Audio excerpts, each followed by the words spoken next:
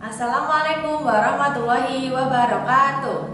Kita bertemu lagi untuk belajar materi IPA kelas 5. Hari ini kita sudah memasuki tema 7. Di tema 7 kali ini kita akan belajar tentang perubahan wujud benda. Masih lanjutan dari materi perpindahan panas di tema kemarin. Oke, kita mulai ya belajarnya. Nah, sekarang mari kita perhatikan benda-benda di sekitar kita. Di sekitar kita banyak sekali benda yang bisa kita pegang, bisa kita lihat, dan bisa kita rasakan. Misalnya HP atau laptop yang sedang kalian gunakan untuk menonton video ini. Misalnya meja dan kursi, makanan dan minuman, dan lain-lain. Benda-benda tersebut memiliki kesamaan sifat yang membuat benda-benda tersebut dapat dikelompokkan menjadi 3 macam wujud benda. Nah, jika dilihat dari kerapatan penyusun bendanya, benda dapat dibagi menjadi 3 macam wujud benda, yaitu benda padat, benda cair, dan benda gas. Benda padat memiliki zat penyusun yang sangat rapat, sedangkan benda cair memiliki zat penyusun yang agak renggang. Dan benda gas memiliki zat penyusun yang sangat renggang. Sekarang kita akan membahas satu persatu sifat dari benda-benda tersebut. Yang pertama adalah benda padat. Di sini ada gambar buku, ada gambar bola, ada gambar meja, dan roti. Benda-benda tersebut adalah contoh benda padat yang memiliki sifat sebagai berikut. Yang pertama, benda padat memiliki bentuk yang tetap. Jadi tidak akan berubah kecuali mendapatkan perlakuan khusus, misalnya seperti melepaskan panas atau menerima panas. Kedua, tidak mengikuti bentuk wadah. Jadi misalkan sebuah bola kita masukkan ke dalam keranjang, bola akan tetap berbentuk bola, berbentuk lingkaran, tidak akan mengikuti bentuk keranjang. Kemudian benda padat memiliki volume yang tetap dan memiliki zat penyusun yang sangat rapat. Yang kedua adalah benda cair. Di sini ada gambar air terjun, ada gambar sirup, ada gambar kecap, dan minyak goreng. Benda-benda tersebut termasuk benda cair yang memiliki sifat sebagai berikut. Yang pertama, benda cair memiliki bentuk yang tidak tetap dan sesuai bentuk wadah. Jadi misalkan sirup yang awalnya ada di dalam botol, maka bentuknya seperti botol. Tapi ketika sudah kita tuangkan ke dalam gelas, maka bentuknya berubah mengikuti bentuk gelas. Benda cair memiliki volume yang tetap dan memiliki zat penyusun yang renggang. Sifat selanjutnya adalah benda cair dapat mengalir dari tempat tinggi ke rendah seperti air terjun yang ada di gambar ini. Benda cair juga dapat menekan ke segala arah.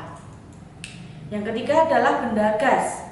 Udara di dalam balon, gas spray, dan asap dari pabrik adalah contoh benda gas di sekitar kita. Benda gas memiliki sifat sebagai berikut. Pertama, benda gas memiliki bentuk yang tidak tetap dan mengisi ruang yang ditempati. Misalnya udara yang ada di dalam balon. Kedua, benda gas juga memiliki volume yang bisa berubah. Benda gas memiliki zat penyusun yang sangat renggang dan dapat menekan ke segala arah.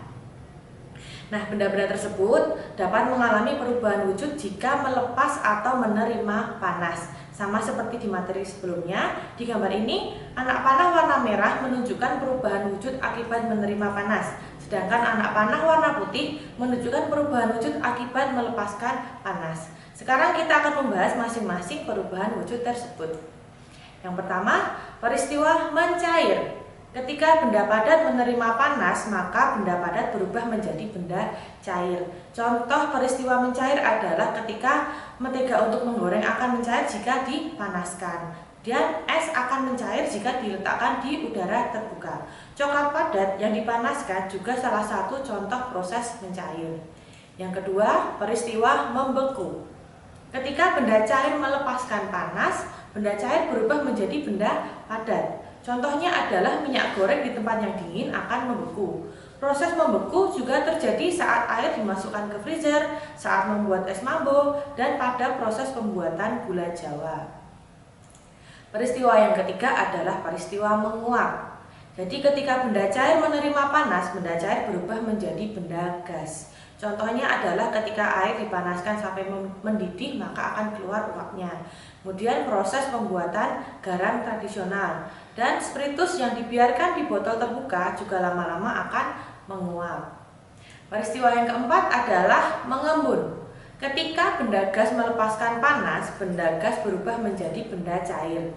Contoh dari peristiwa mengembun adalah gelas berisi es, dinding luarnya akan basah karena air dalam gelas mengembun.